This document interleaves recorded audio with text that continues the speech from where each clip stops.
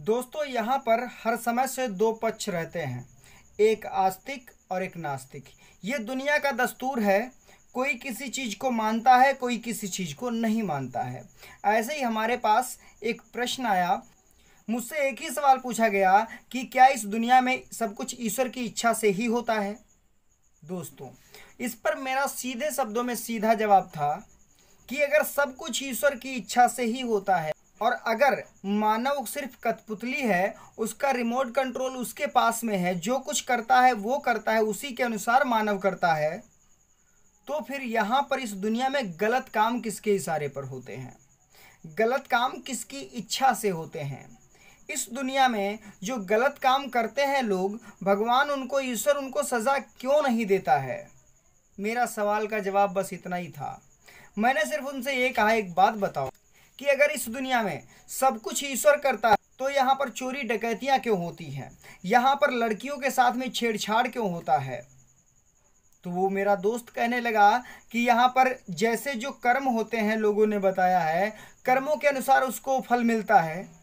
तो मैंने बोला, भैया अगर कर्मों के अनुसार उनको फल मिलता है तो जो 6 साल की बच्चियां होती हैं, 5 साल की बच्चियां होती हैं, यहाँ तक कि 4-4 साल की जो बच्चियां होती हैं, उनके साथ में बलात्कार हो जाता है, उनके कौन से कर्म खराब होते हैं।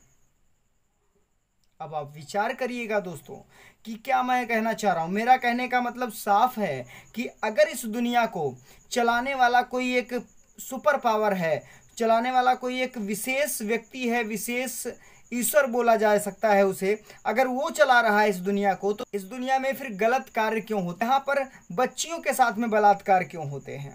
यहाँ पर ईश्वर ने मानव को नहीं बनाया, मानव ने अपने निजी स्वार्थ के लिए बहुत से देवी देवताओं को इकट्ठा कर दिया और निजी स्वार्थ के अनुसार ही उनका प्रयोग करके उनसे अपना जेब खर्ची निकालने का काम करते हैं, अपना पैसा कमाने का काम करते हैं,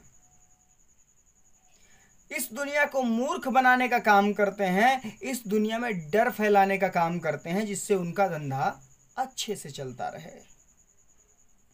सीधी बात है, मैं तो यही कहना चाहूँगा कि अगर यहाँ पर इस मानव सृष्टि को ईश्वर ने रचाया है तो बिगाड़ने की भी क्षमता उसी के पास होगी। और लोग कहते भी हैं कि बनाने वाला वो, बिगाड़ने वाला वो।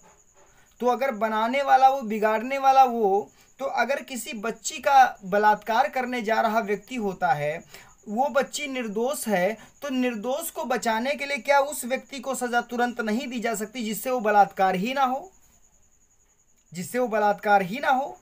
लेकिन ऐसा नहीं होता है। ऐसा क्यों नहीं होता है? क्योंकि सीधी बात मैंने कहा तो आपसे, क्योंकि निजी स्वार्थ के लिए ईश्वर को बनाया गया है और यहाँ पर उसी का डर दिखा करके लोग अपनी जेब खर्ची निकालने का काम करते हैं। यहाँ पर मनुष्य का दिमाग ही सर्वोपरि होता है, मनुष्य का जो मन होता है वो ही सर्वोपरि होता है। मैं तो कहता हूँ अगर इस दुनिया में सब कुछ उसकी मर्जी से होता है, तो अगर उसकी मर्जी से होता तो अब तक यहाँ इस दुनिया से सब के सब गलत काम मिट गए होते।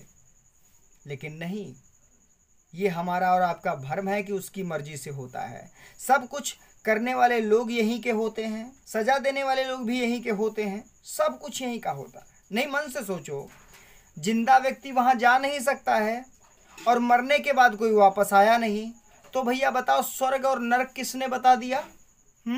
विचार करो, स्वर्ग और नरक किसने बता दिया? तो ये सिर्फ और सिर्फ मन का भ्रम है और कुछ नहीं।